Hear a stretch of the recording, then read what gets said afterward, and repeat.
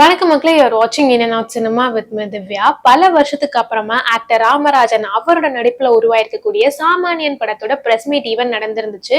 இந்த press meet ஈவெண்ட்ல பாத்தீங்கன்னா இந்த சாமானியன் படத்தோட கதை இந்த டிரெக்டரோட தான் அப்படின்ற மாதிரி பல கான்ட்ரவர்சிஸ்க்கான பதிலும், அது மட்டும் இல்லாம இந்த படத்தோட எக்ஸ்பீரியன்ஸ் பத்தி மூவி டீம் என்ன மாதிரி விஷயங்கள்லாம் ஷேர் பண்ணாங்க அப்படின்றத இந்த வீடியோல பார்க்கலாம்.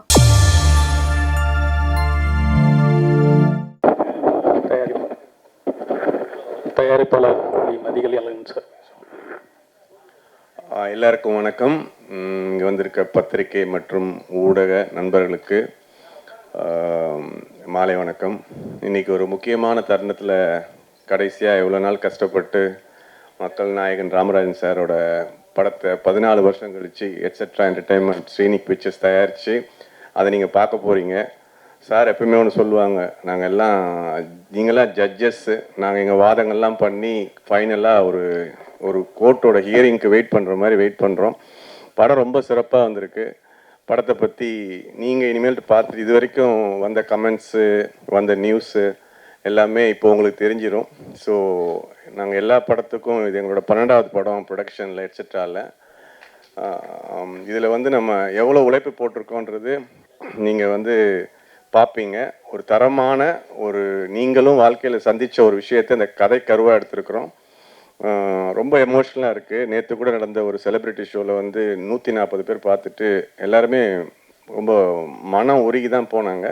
பட் நீங்கள் தான் பெஸ்ட் ஜட்ஜ். கண்டிப்பாக பார்த்து சப்போர்ட் பண்ணுங்கள். எட்ஸெட்ராக்கு சப்போர்ட் பண்ணுறீங்களோ இல்லையோ, சார் ராமராஜன் சாரோட கம்பேக் மூவி இது. கண்டிப்பாக நீங்கள் எந்த ஒரு நெகட்டிவ் இல்லாத ஒரு ரியல் லைஃப்லேயும் நல்ல மனிதனாக வாழ்ந்துருக்க ராமராஜன் சாரை கம்பேக் பண்ணியிருக்கோம். உங்களோட சப்போர்ட் தான் இந்த படத்தை அடுத்த லெவலுக்கு கொண்டு போவோம். தயவு பார்த்துட்டு நீங்கள் சப்போர்ட் பண்ணுங்கள். தேங்க்யூ.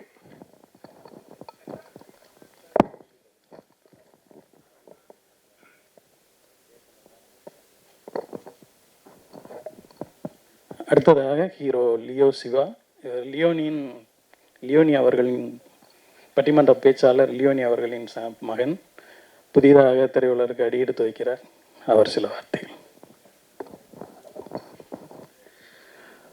அனைத்து பத்திரிகை மற்றும் ஊடக நண்பர்கள் அனைவருக்கும் எனது அன்பான மாலை வணக்கம். இந்த இடம் உங்களுக்கு புதுசு கிடையாது. எங்களுக்கு இப்போ தான் எனக்கு ரொம்ப புதுசு வந்துட்டுருக்கேன். இப்போ தான் கொஞ்சம் கொஞ்சமாக உங்களுக்கு தெரியும், எல்லாருக்குமே பரிச்சயமான முகம் தான் நான். ஆனால் மற்ற படங்களுக்கும் நீங்கள் பார்க்குறதுக்கும் இதுக்கும் என்ன ஒரு சின்ன வித்தியாசமாக இருக்கும் அப்படின்னு நான் இங்கே சொல்கிறேன். அப்படின்னா மெயினாக மக்கள் நாயகன் ஒரு 13 வருஷத்துக்கு அப்புறம் இப்போ தான் திரையில் நீங்கள் மறுபடியும் பார்க்க போகிறீங்க. அது ஒரு மிகப்பெரிய விஷயம்.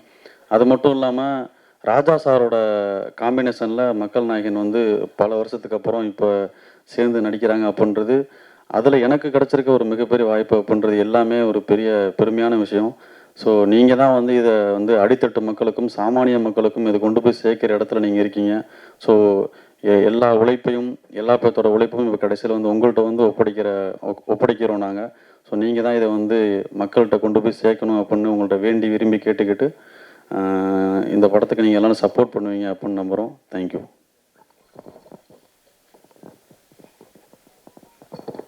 சாமானியன் படத்தோட கதை ஆசிரியர் கார்த்திக் குமார்.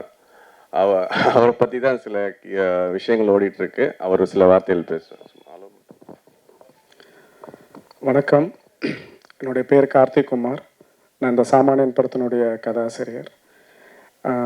முதல்ல இங்கே வந்திருக்கிற எல்லா பத்திரிகை நண்பர்களும் சகோதர சகோதரிகளுக்கு என்னுடைய நன்றி, வணக்கம். என்னுடைய முதல் படம் இது என் கதையில் உருவாகிறதுக்கு. இத்தனை நாளாக நான் இந்த படத்துடைய எந்த விதமான ப்ரோக்ராமுக்கும் கலந்துக்க கூடாதுங்கிற ஒரு கொள்கையில் இருந்தேன். எதனால் அப்படின்னா அதில் நிறைய விஷயங்கள் இருக்குது. இன்றைக்கி அதில் அங்கீகாரம் அழிக்கப்படலாம், ஆனால் அடையாளத்தை அழிக்கக்கூடாது. இன்றைக்கி என்னோடய அடையாளம் இங்கே அழிக்கப்படுது. அதாவது 2015 எனக்கு நடந்த ஒரு உண்மையான சம்பவத்தை பற்றி நான் அனுபவித்த வலியும் வேதனையும், ஆல்மோஸ்ட் எல்லாருக்கும் அந்த பெயின் இருக்கும். ஒரு லோன் பற்றின ஒரு விஷயம், அதை நான் சொந்தமாக அனுபவித்து அது அதுலேருந்து கடந்து பல அவமானங்கள், என்னோட பொருளாதார நஷ்டமும் கடன் பிரச்சனைனாலையும் நான் சில இழப்புகளை இழந்தேன். அந்த இழப்பு நடந்து முடிஞ்சதுக்கப்புறமா நான் இதை ஒரு கதையாக மாற்றி மதிசார்கிட்ட நான் சொல்லும்போது அவருக்கு அவ்வளோ பிடிச்சி போச்சு. பிடிச்சி இது ஒரு படமாக வளர வளர வளர நான் ரொம்ப சந்தோஷப்பட்டேன் ஒரு கதாசிரியராக. இது வந்து எல்லாமே வந்து எனக்கு கிடைக்கும். எல்லா ஒரு முதல் அடி வந்து பயங்கரமாக இருக்கு. ஏன்னா என்னோட கதையில் ராமராஜன் சார் ஹீரோ, ராஜா சார் மியூசிக் பண்ணுறாங்க, மதி சார் ப்ரொடியூஸ் பண்ணுறாங்க அப்படின்னு சொல்லி இந்த கதை வளர வளர நான் என்னெல்லாம் பொருளாதார கஷ்டங்களையும் என்னெல்லாம் நான் கடன் பிரச்சனையும் பார்த்தோமோ அதெல்லாம் ஒரு தயாரிப்பாளராக இவர் பார்த்தார். இந்த படம் வளர வளர வளர இதுலேருந்து ஒவ்வொன்றா எனக்கு பறி போயிட்டே இருந்தது. இந்த இடத்துல நான் சொல்லணும்னு நினைக்கிறேன்.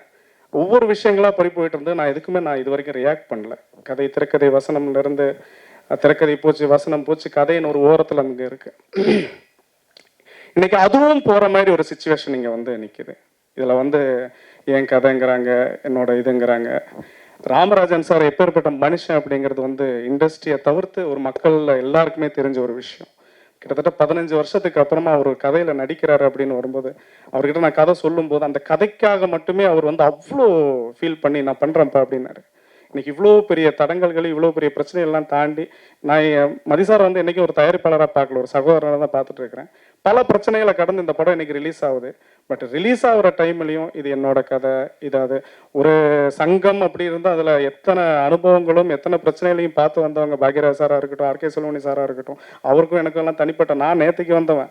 ஒரு 4 வருஷமாக நான் இண்டஸ்ட்ரியில் போராடிட்டு இருக்கேன், அவ்வளோதான். எனக்கு எந்த சப்போர்ட்டும் கிடையாது, எனக்கு எந்த விதமான பேக்ரவுண்டும் கிடையாது. ஒரு கதை எழுதுனேன், சரி அது கடைசியாக வந்து படமாக வருது, இது வரைக்கும் நம்ம எதுவுமே பேசக்கூடாது அப்படின்னு நின்றுட்டு இருந்தேன். ஆனால் இது போய் உண்மையான விஷயத்துக்காக அவங்க சப்போர்ட் பண்ணி பாக்யராஜ் சாராக இருந்தாலும் சரி, ஆர்கே செல்வமணி சாராக இருந்தாலும் சரி, ஆர்வி உதயகுமார் சாராக இருந்தாலும் சரி, எல்லாருக்கும் இந்த இடத்துல நான் நன்றி சொல்லணும். ஏன்னா அவங்க உண்மையான விஷயத்துலேருந்து எல்லா சங்கத்துலேருந்து இது அவங்களுடைய அந்த கதைக்கும் இதுக்கும் சம்மந்தமே இல்லைன்னு சொல்லி லெட்டர் வரைக்கும் கொடுத்துட்டாங்க. இதில் இந்த லெட்டரில் எல்லா சங்கத்துடைய கையெழுத்தும் இருக்குது, இதில் எல்லா சங்கத்துடைய பதில்களும் இருக்குது. இதில் வந்து எல்லாமே இதில் வந்து அந்த அந்த கதைக்கு இதுக்கும் சம்மந்தம் இல்லைன்னு சொல்லியாச்சு. அது இல்லாமல் இந்த கதையில் நான் வந்து சில கதாபாத்திரங்கள், ராமராஜன் சாருடைய கதாபாத்திரத்துக்கு பேர் வந்து சங்கரநாராயணன், அது என்னோட தாத்தாவுடைய பேர், என் அப்பாவுடைய பேர். இந்த படத்தில் வர சரஸ்வதி நிலையம் அப்படிங்கிற அந்த ஒரு வீடு வந்துட்டு 2014 நான் வாங்கின வீட்டோட பேர். சரஸ்வதிங்கிறது என்னோட பாட்டியோட பேர். இதில் வரக்கூடிய ஒரு சில கதாபாத்திரங்கள் எல்லாம் வந்துட்டு அதில் ஒரு வினோத் நடிச்சிருப்பாங்க, அதில் என் தம்பி ராஜசேகரோடைய கேரக்டர் தான் வந்து பண்ணியிருக்கு. இப்படி பார்த்து எழுதி அங்கீகாரங்கள் மறுக்கப்பட்டது, நிறைய இடத்துல அவமானங்கள். இந்த படத்தால் நான் இழப்புதல் தான் செஞ்சுட்டு இருக்கிறேன்னு தவிர நான் எந்த விதமான ஒரு நல்ல விஷயமும் சந்திக்கலை. சரி ஓகே கடந்து போகலாம் அப்படின்னு சொல்லிட்டு நான் இதே ராமராஜன் சாரை வச்சு ஒரு படமும் ஸ்டார்ட் பண்ணேன். அதையும் சில பேர் நின்றுட்டு அதை தடுத்துட்டாங்க. அந்த படமும் வந்துட்டு பாதியிலே நின்றுடுச்சு. ஸோ எத்தனை சொல்லி நானும் வெளியிலே வரக்கூடாது இதை பற்றி பேச. ஏன்னா இந்த மனுஷன் அவ்வளோ கஷ்டப்படுறாரு இந்த படத்தை ரிலீஸ் பண்ணுறதுக்கு, அவ்வளோ போராடுறாங்க. இப்போ அந்த போராட்டம் முடிஞ்சு இந்த படம் நல்லபடியாக வரணும் அப்படிங்கிற இதில் கடவுள் மேலே பாரத்தை போட்டு நானும் பொறுமையாக இருந்து பார்த்தா இது கடைசியில் இப்போ மறுபடியும் ஏதோ ஒரு சில பேரோட சூழ்ச்சினால இது ஏன் கதைன்னு சொல்லிட்டு ஒருத்தர் வந்திருக்கிறாரு. ஒரு பத்திரிகை சகோதரர்களா, நண்பர்களா, எனக்கு நான் எந்த விதமான பேக்ரவுண்டும் கிடையாது. நான் திரும்பவும் சொல்கிறேன், எனக்கு சினிமாங்கிறது வந்து எந்த விதமான பேக்ரவுண்டும் கிடையாது. நான் ஒரு சாமானியன் தான். ஆனால் இந்த இடத்துல உங்கள் முன்னாடி ஒரு விஷயத்த நான் வந்து எல்லாருக்காகவும், இது எனக்காக கிடையாது, என்னோட அங்கீகாரங்கள் நிறைய வந்து அழிக்கப்பட்டிருக்கு, மறுக்கப்பட்டிருக்கு. ஆனால் இந்த இடத்துல என்னோட அடையாளத்தை விட்டு கொடுக்க முடியாது. இந்த படம், இந்த படத்தினுடைய கதை, இந்த சாமானியன் குழந்தையோட உண்மையான தகப்பன் நான் மட்டும்தான், கார்த்திக் குமாருங்கிற நான் தான். அது ஒரு சகோதர சகோதரிகளா, ஒரு பத்திரிகை நண்பர்களா, இது வந்து ஒரு சினிமாவுக்கு வரக்கூடிய ஒருத்தனுடைய அடையாளமே அழிஞ்சு போகுதுங்க. எத்தனை சொல்லி தாங்க முடியும்? நான் எங்கே போய் ஃபைட் பண்ண முடியும், எங்கே போய் பேச முடியும்? நேற்றுக்கு இப்போ செலிபிரிட்டி ஷோ போடுதேன், அங்கே வந்து 140 பேருக்கு மேலே இருந்தாங்க. ஒவ்வொரு டயலாகுக்கும் கை தட்டுறாங்க. அந்த டயலாக் ஃபுல்லாமே அந்த பவுண்டில் நம்ம பண்ணது. ஒவ்வொரு நாளும் நைட்டு 12 நாளில் உட்காந்து நான் எழுதி சார்கிட்ட ஒப்படைச்சேன். ஒவ்வொரு டயலாகுக்கும் கையடிகள் படுது, ஒவ்வொரு டயலாக்குகளும் வரவேற்கப்படுது. நான் இது வரைக்கும் எந்த ப்ரொமோஷன்லையும் கலந்துக்கல. நான் எந்த ஒரு ஆடியோ லான்ச்சில் கூட எனக்காக சரவண சுப்பியா சார் பேசினார். சரவண சுப்பியா சார் வந்துட்டு அவ்வளோ சொன்னார். இதில் வந்துட்டு 23 வருஷத்துக்கு அப்புறமா ராஜா சாரும் ராமராஜ் சாரும் இணைஞ்சிருக்கிறது, பல வருஷங்களுக்கு அப்புறமா மதி சார் வந்துட்டு ராமராஜ் சாரை கம்பேக் கொண்டு வந்திருக்கு, இதெல்லாம் கார்த்தியோட கதையினால தான் அப்படின்ட்டு. இது எதுவுமே வந்து ஒரு பெருமையாவோ இது எதுவுமே நான் இதனால எதுவுமே நேடலை. ஆனால் இழக்கிறதும் நிறையா இழந்துட்டேன். ஆனால் இந்த இடத்துல என்னோட அடையாளத்தை இழக்கிறதுக்கு நான் தயாராக இல்லை. திரும்பவும் சொல்கிறேன், சாமானிங்கிற குழந்தையோட உண்மையான தகப்பன் கார்த்திக் குமார். தேங்க்யூ.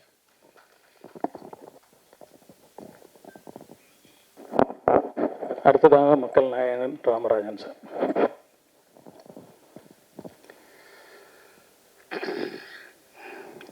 சாமானியன் திரைப்படம் நாளை வெளியாகும் நேரத்தில் பத்திரிகையாளர் அத்தனை பேரையும் ஊடகங்கள் அத்தனை பேரையும் சந்திப்பதில் எனக்கு மற்றற்ற மகிழ்ச்சி. அந்த ஒரு அரிய வாய்ப்பினை எனக்கு வழங்கிய மதிப்பிற்குரிய தயாரிப்பாளர் வி மதியழகன் அவர்களுக்கும், இணை தயாரிப்பாளர் பாலா அண்ட் சதீஷ் அவர்களுக்கும், கதையாசிரியர் கார்த்திக் குமார் அவர்களுக்கும், அருமைக்குரிய டைரக்டர் ராகேஷ் அவர்களுக்கும், அன்பு தம்பி லியோ சிவா அவர்களுக்கும், அனைவருக்கும் நான் நன்றியை தெரிவித்துக் கொள்கின்றேன். இந்த பத்திரிகையாளர் சங்கத்தின் சந்திப்பை பிரமாதமாக ஏற்பாடு செய்து நல்லபடியாக நடத்தி கொண்டிருக்கும் அருமை பிஆர்ஓ அண்ணன் ஜான் அவர்களுக்கும் நான் நன்றியை தெரிவித்துக் கொள்கின்றேன். நான் திரைப்படம் நாளைக்கு ரிலீஸ் ஆகும்போது பத்திரிக்கையாளர்னு பார்க்குறது இதுதான் எனக்கு ஃபர்ஸ்ட் டைம். உங்களையெல்லாம் இப்படி சந்தித்து, இப்படி ஒரு படம் நடித்து, இவர் ஒரு படம் எடுத்து, இவர் படம் இயக்கி, இந்த மாதிரி இருக்கணும், பத்திரிக்கையாளரையும் பார்க்கணும்னு ஆண்டவனே அந்த விபத்திலிருந்து தப்பிக்க வைத்து, நாமல் எத்தனையோ பத்திரிகையிலும் சரி, வாழ்க்கையிலும் சரி, டயலாக்லையும் சரி, மயிரிழையில் உயிர் தப்பினார் அப்படிங்கிற வாசகத்தை கேட்டிருக்கோம். நான் லைஃப்பில் அனுபவித்தேன்.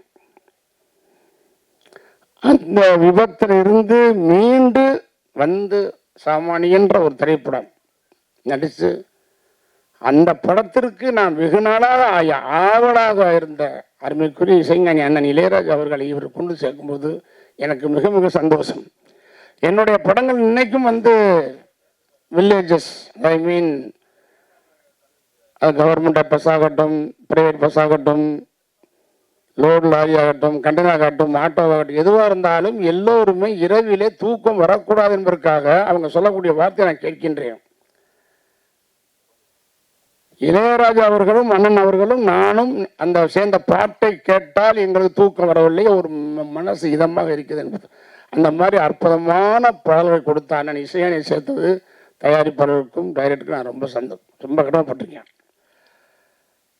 இப்போ தயாரிப்பாளர் சொல்லும்போது என்னென்னா, நான் நிறையா படங்கள் கதை கேட்டுக்கிட்டு தான் இருந்தேன், இல்லாமல் இல்லை. பட் எனக்கு அது செட் ஆகலை. ஏன்னா நம்ம அதை நடிச்சு கொடுக்கலாம். நடிகன்னா எல்லா வேஷமும் நடிச்சு தான் ஆகணும், அதுதான் நடிகன். ஆனால் அது எந்த ரூபத்தில் ஒர்க் அவுட் ஆகுன்னு பாருங்க. வரமே தலைவர் புரட்சி தலைவர் எம்ஜிஆர் இருக்காரு, நடிகர் சிவாஜி சார் இருக்காரு. இப்போ உலகத்துக்கே நடிப்பு சக்கரவர்த்தி, நடிப்பை கற்றுக் கொடுத்தவர் யாருன்னா நடிகர் திரு சிவாஜி சார். அதே மாதிரி உலகத்துக்கு முதிய ஒரு படத்தில் நடித்து தொடர்ந்து ஒரு 10 வருஷம் 3 தடவை ஜெயிச்ச ஒரு புரட்சி எம்ஜிஆர் அவர்கள். அவங்களுக்கு அவங்க உண்டான விஷயமா இருக்கணும். இப்போ உதாரணமாக தில்லானா மோகனம்ன்ற படம் உங்களுக்கு ஞாபகம் வரும். கரகாட்டக்காரன்னா அந்த படம் ஞாபகம் வரும், தில்லானா மோகனம்பாள். தில்லானா மோகனம்பாள் படத்தில் புரட்சி தலைவர் எம்ஜிஆர் அவர்களும் 1001 படத்திலே நடிகர் சிவாஜி சார் நடிச்சிருந்தால் எப்படி இருக்கும்? மேட்ச் ஆகாது. ஒரு தடவை டிஸ்ட்ரிபியூட்டராக சொன்னாங்களாம் தலைவர் எம்ஜிஆர்கிட்ட, என்ன தலைவரை நீங்கள் இப்படி நடிச்சுக்கிட்டு இருக்கீங்க, நல்லா சிவாஜி சார் நல்ல கெப்பாசிட்டி நடிங்க அப்படின்னா. சொன்னோன்னா தலைவர் யோசிச்சிருக்காரு எம்ஜிஆர், அப்படியா ட்ரை பண்ணுவோம். சிவாஜி சார்ட்ட போய் அவங்க டிஸ்ட்ரிபியூட்டரில் என்ன நீங்கள் எல்லா படத்தையும் படமாமல் ஆக்ட் பண்ணுறீங்க, ஆனால் தலைவர் எம்ஜிஆர் மாதிரி கேப்சர் பண்ணுங்க சொல்லியிருக்காங்க. சிவாஜி சார் சரின்னு இருக்காரு. அதுக்காக 2 பேரும் ட்ரை பண்ணும்போது அந்த 2 பேர் படத்துக்கு டைரக்ஷன் ராமண்ணா சார். அந்த படம் புரட்சி தலைவர் ஆக்ட் பண்ண படம் பாசம், ராமண்ணா டைரக்ஷன். அதில் தலைவர் கிளிமாஸ் இறந்துருவார், படம் போகலை. தங்கச்சுரகம் படம் சிவாஜி சார் ஆக்ட் பண்ணார், அது தலைவர் பாட்டு பாடி அது மாதிரிலாம் பண்ணும்போது அதுவும் டைரக்ஷன் ராமண்ணா. தங்கச்சுரகம் போகலை.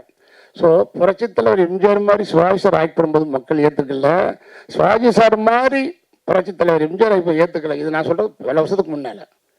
அப்போ அந்த டிஸ்ட்ரிபியூட்டர்லாம் ஓடியான்னு சொன்னாங்களாம் சிவாஜி சார்கிட்ட, அண்ணா நீங்களாவே நடிங்கண்ணா, அது உங்களுக்கு அதுதான் கரெக்டு. தலைவர்கிட்ட போய் தலைவா நீங்கள் உங்களுக்கு பற்றி தான் கரெக்ட் சொன்னாங்களாம். இதை நான் கேள்விப்பட வேண்டும். அதனால் எந்த விஷயத்தில் நான் நடித்தா என்னை ஏற்றுக்குருவாங்களோ ஒத்துக்குருவாங்களோ அப்படித்தான் நான் ஆரம்பத்துலேருந்து வந்திருக்கேன். நான் நடித்து கார் வாங்கணும், பங்களா வாங்கணும், ஆடி கார் வாங்கணும், ஆவணி கார் வாங்கணும், அதெல்லாம் எனக்கு நோக்கம் அல்ல. ஆரம்பத்தில் கதையை கேட்பேன், பிடிக்கணும், எனக்கு நடிக்கணும், என்னுடைய யோசனை பிடிக்கணும்னா தொடர்ந்து வந்த படங்கள் எல்லாமே எனக்கு நான் போய் அவங்கள ப்ரோக்ராம் கூப்பிடல, இப்படி வாங்க கதை பண்ணுங்க, அதுவாகவே வந்த படங்கள் எல்லாமே. அது நம்ம ஒரு நல்ல ஒரு உண்மையிலே முதல் படம் என்னுடைய குருநாதர் இயக்குனர் அழகப்பன் சார் அவர்கள் இல்லைனாலும் என்னை ஹீரோவாக உருவாக்குறது அவர். அந்த பட தயாரிப்பாளர் சிவராமதாசன் திருச்செந்தூர் இருக்கிறாரு. இன்னொரு தயாரிப்பாளர் ராகவேந்திர சார் அவரை வரைஞ்சிட்டாரு. இன்னொரு தயாரிப்பாளர் நாகராஜ் அவர்கள். எனக்கு நான் மறக்க மாட்டேன். ஆனால் திருப்பி அதுலேருந்து படிப்படியாக வளர்ந்து எவ்வளவோ படங்கள் நடித்து பாருங்க. ராமராஜன் அப்படின்ற பற்றி இண்டஸ்ட்ரியில் ஒன்லி 4 வருஷம் தான் என்னுடைய திரைப்பயணம். Only 4 years. 86 நவம்பர் 28 படம் நம்ம ஊர் ரிலீஸு. 87, 88, 89, 90 ஒன்லி 4 வருஷமே பீக்கில் இருந்த ராமராஜன் இன்னைக்கு வரைக்கும் மக்கள் மனசுல நினைச்சிருக்காங்கன்னா அதுக்கு அருமைக்குரிய அண்ணன் இசைஞானி அவருடைய அமைத்த பாட்டு ஒன்று தான் இன்று மக்கள் மத்தியில் ஓடிக்கொண்டிருக்கிறது. என்னை ஞாபகப்படுத்திக்கிட்டு இருக்கு. கிராமத்து மக்களையும் சாதாரண ஏழை எளிய மக்களையும் சராசரி மக்களையும் அன்புக்குரிய வியாபார பெருமகள் மக்களையும் உழைக்கும் வர்க்கத்தையும் போய் அந்த வரிகள் போய் டச் பண்ணி இன்னைக்கு ராமராஜன் பேசுறாங்க. எத்தனையோ கதையை கேட்டாலும் இந்த படம் கதை சொல்ல வந்த டேட்டாகிஸ் அவர்களும் மதிஷ் அவர்களும் பாரா சதீஷ் கார்த்தி வந்தாங்க. நான் நிறைய படம் கேட்பேன். இவங்க வரும்போது சரி எல்லாரும் சொல்லுவாங்க, ஒருத்தர் வந்தார் நீ இன்ட்ரோல என்ட்ரி ஆகிருக்கீங்க அப்படின்னு. அப்போயே மனசுக்குள்ள ஓகே முடிஞ்சு வச்சு நீ வர முடியாது அவ்வளோதான்.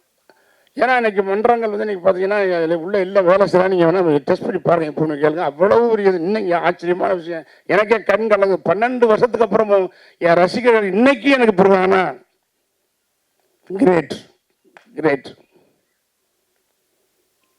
இந்த ரசிகர்கள் ஒத்துக்கிறோம். அதனால நான் முதல்ல அந்த கதையுடைய அமைப்பை பார்ப்பேன். என்னடா அது ஏதாவது நடிச்சோன்னு வச்சுக்கோங்க, நடிக்கலாம் காசை வாங்கி போட்டு. ஏதாவது ஒரு தாய் ஐயோ என் பிள்ளை இப்படி போய் நடிச்சிருச்சு, இதுக்கு வீட்டிலே இருந்துக்கலாம் அந்த பையன் அப்படின்னு கூடாது. பரவாயில்ல பையன் நடித்தா நல்லா நடிச்சிருக்கான் பையனா. என்னுடைய படங்கள் இருந்தால் இதெல்லாம் இருக்காது, இதை எதிர்பார்த்து வர்றோன்னு ஏமாற்றக்கூடாது. எத்தனையோ கதையை பண்ணாலும் அவங்க கதை சொல்லும்போது நான் உன்னிப்பாக கவனித்தேன். இதை நான் பண்ணலாம் போது முதல்ல ஒரு 5 நிமிஷம் கேட்டோடனே முடிவு பண்ணிட்டேன். ஓகே ஒரு மாதிரி போகுது அப்படின்னாலும் நம்முடைய கேரக்டர் தன்மையும் கட்டக்கூடாது, அதே மாதிரி நம்ம பழசு டைப்பாக போயிடக்கூடாது. இந்த ஜென்ரேஷன் மட்டும் இல்லை, போன ஜென்ரேஷன் இல்லை, நாளைக்கு ஜென்ரேஷன் மாறிச்சு. ஜென்ரேஷன் மாறிச்சுன்னு சொல்கிறோம் தவிர ரேஷன் கார்டில் இன்னைக்கு கூட்டம் அப்படி தான் இருக்குது. அதாவது எந்த ஜென்ரேஷனுக்கு போதும் மாதிரி டைரக்ட் பண்ணியிருக்காரு, தயாரிப்படுத்துக்காரு. கதை எப்படி கதை சொல்லி முடிச்சோன்னா நான் இன்ட்ரோல் சொன்னாங்க. நான் கதை முடிஞ்சு சார் கேட்டேன். இல்லை சார் இதுதான் இன்ட்ரோல். நாங்கள் நீங்கள் படம் பாருங்கள் சார், பத்திரிகையாளர்கள் உங்களை மீறி ஒரு விஷயம் நாட்டுக்குள்ளே போகாது. வடகொரியா கேள்விப்பட்டிருப்பீங்க, நான் கேள்விப்பட்டேன். அங்கேருந்து ஒரு நியூஸ் வெளியே போகாது, வெளியே ஒரு நியூஸ் உள்ள வராது. இந்த வடகொரியாவை நான் கேள்விப்பட்டேன். அது மாதிரி உங்கள் பத்திரிகையாளர்கள் ஊடகங்கள் இல்லாமல் இன்னைக்கு யாருக்கு எந்த நியூஸ் தர்றதில்லை. ஏன்னா எங்களுக்கு நியூஸை முதல்ல தெரிவிக்கிறத நீங்கள் தான் போகிறீங்க டிவியில், நீங்கள் சொல்லித்தான் நாங்கள் பார்க்குறோம் வீட்டில். இதுதான் உண்மை. அது மாதிரி என்னை பொறுத்த வரைக்கும் அவங்க சொல்லும்போது இந்த இன்ட்ரோல் பிளாக் பாருங்க. 100% சினிமாவில் நான் பெருமைக்காக சொல்லலை, உரிமையாக சொல்கிறேன், உண்மையை சொல்கிறேன். நீங்கள் வேணால் விசாரிச்சு எழுதுங்க. ராமராஜன் சொல்கிறது உண்மையா பொய்யா? ஒரு திரையரங்கில் டூரிங் டாக்கீஸ் ஒரு சினிமாவுடைய அடித்தளம் ஆரம்பத்தில் ப்ரொடியூசர் பிள்ளையாசி போடுற படம் எடுக்கலாம்னு, அதுக்கப்புறம் டைரக்டர், அப்புறம் ஆர்டிஸ்ட், கதை ஓகே பண்ணி எல்லாம் பண்ணி ஷூட்டிங் பண்ணி டப்பிங் பண்ணி எல்லாம் பண்ணி ரீரிகார்ட் பண்ணி பாட்டு போட்டு எல்லாம் எடுத்து தேட்டர் ரிலீஸ் பண்ணி டிஸ்ட்ரிபியூட்டர் வாங்கி அப்புறம் பி சென்டர் சி சென்டர் கடைசியில் போய் சேருது. அங்கே காவிரி வைக்கிற தண்ணீர் கடமடைக்கு போகிற மாதிரி இந்த திரையரங்கத்தில் ஃபர்ஸ்ட் காப்பி எடுக்கிற படம் இங்கே லாஸ்ட் தான் டூரிங் டாக்ஸில் போய் நிற்கிறதா லாஸ்ட் சினிமாவுக்கு. அந்த டூரிங் டாக்ஸிலேருந்து ஆரம்பித்த வாழ்க்கை தான் இந்த ராமராஜன் வாழ்க்கை. இது கடவுள் கொடுத்த வரப்பிரசாதம். அங்கிருந்து உதவி டைரக்டர், அசிஸ்டன்ட் டைரக்டர் ஆகி, டைரக்டர் ஆகி, நடிகனாகி, ப்ரொடியூசர் ஆகி, டிஸ்ட்ரிபியூட்டர் ஆகி, ஏன் தியேட்டர் கூட வாங்கினேன். அது கதையை சொல்லும்போது அழகாக சொன்னார். யாரோ கதை இன்ட்ரோல் பாருங்க. நீங்கள் எல்லாம் கண்டிப்பாக இது மாதிரி ஒரு இடைவேளை எந்த படத்தை வந்ததில்லை. நானும் படம் 5 வருஷம் தியேட்டரில் செஞ்சேன். சின்ன வயசுலேருந்து படம் பார்க்கறதே படம் பாருந்தவன். இந்த இன்ட்ரோல் கிடையாது. அருமையான சப்ஜெக்ட். மக்களுக்கு அன்றாடம் இது நடக்கக்கூடிய ஒரு விஷயம், எல்லோரும் மனதையும் பாதிக்கக்கூடிய விஷயம். எல்லாம் பார்க்குறேன். என்ன ராமராஜ் இதையே சொல்கிறாரு, எப்போ பார்த்தா இன்ட்ரோலுங்கிறார் அதுங்கிறாருங்கிறாரு. அந்த மாதிரி நடக்கிற விஷயம். நான் படம் எவ்வளோ பார்த்துருக்கேன், 100 படம் வேலை செஞ்சுட்டேன். இல்லை அவங்க கதை சொல்லி முடிச்சோன்னே டைரக்டர் கேட்கும்போது சப்ஜெக்ட் சூப்பர் சார் நல்லா இருக்கு, என்ன டைட்டில்னு கேட்டேன்.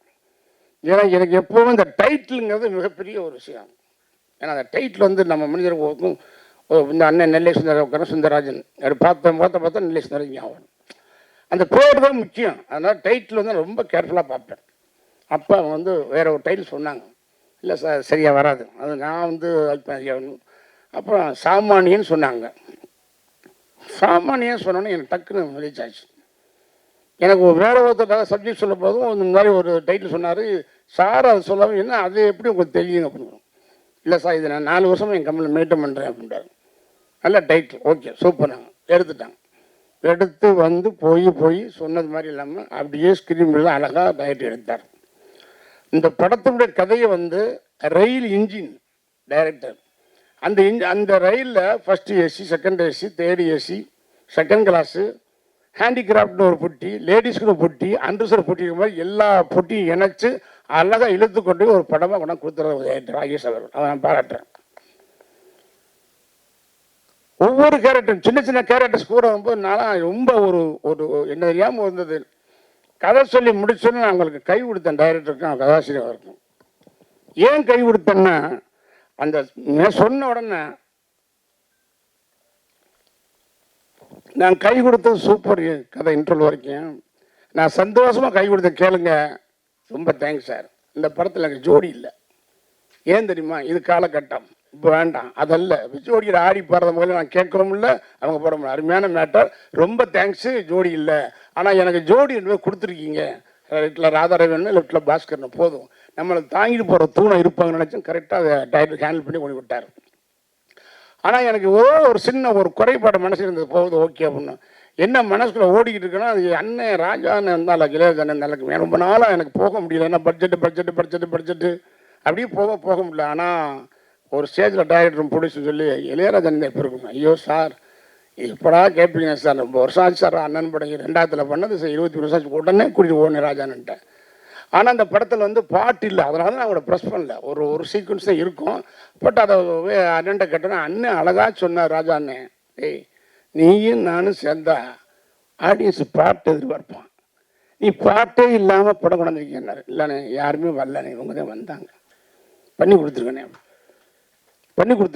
அழகாக ஒரு பாட்டை போட்டார் சார். நம்ப மாட்டீங்க, இன்னைக்கு உலக அளவில் ஒரு இசை விஞ்ஞானி 1000 படங்கள் நினைக்கிறேன், இன்னைக்கு இல்லை எந்த ஜென்ரேஷனுக்கு போகிறதோட பாட்டு போட்டவர் அவர் வந்து சார் பேசி முடிச்சோன்னு டைரக்டர் சொல்கிறாரு, நான் 10% முடிச்சு வந்தாச்சு. திடீர் எந்த விதமான கமிட்மெண்ட்ஸும் பண்ணலாம், எதுவும் பண்ணல சார். ராஜன் சொன்ன வார்த்தை மேனேஜர் ஸ்ரீராம் சார் பேசுகிறாரு என்கிட்ட, அண்ணே உங்கள் ரீல்லாம் எடுத்துட்டு உடனே அனுப்புங்க, ரீல் கடை அண்ணே ஸ்டார்ட் பண்ணுறாங்க.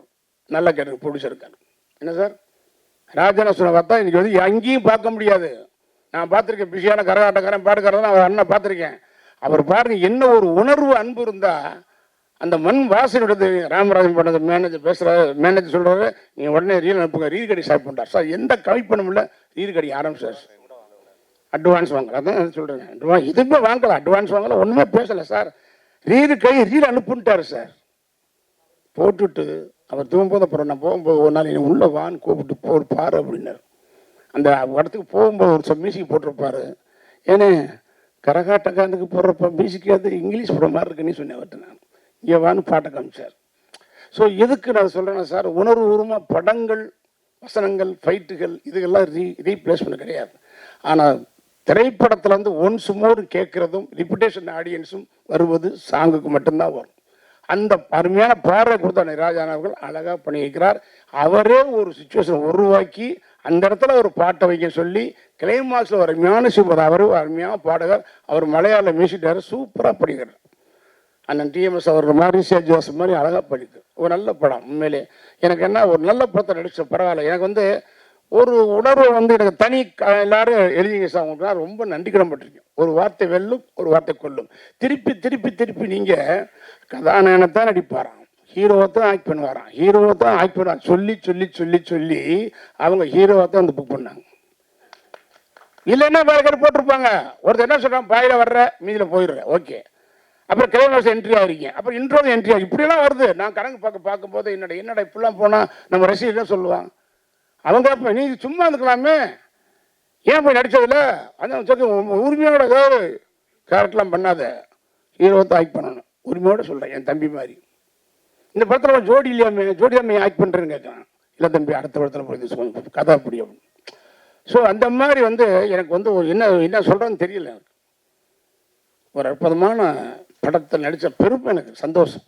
பரவாயில்ல, 45ங்கிறது 50 படம் நடிச்சிடும் பார்த்தேன். ஏன்னா வந்துட்டேன் எல்லாம் நெருக்கி வந்துருச்சுல, ஒரு அமைஞ்சது அதுவா அமைஞ்சது கெடுத்துட வேண்டாம். ஒரு குடம் பாலில் ஒரு துள்ளி விஷம் விட்டாலும் ஒரு குடம் பாலும் கெட்டு போகணும்னு சொல்ல மாதிரி இந்த 44 தாண்டி வந்துட்டு இனிமேல் 44லேயே நிற்குதையா. சே, எத்தனை தயாரிப்பாளர், எத்தனை டைரக்டர், எத்தனை ஆர்டிஸ்ட், எத்தனை டெக்னீஷியனை உருவாக்கி கொடுத்தோம். ஆனால் வந்து 44 நின்று வச்சே.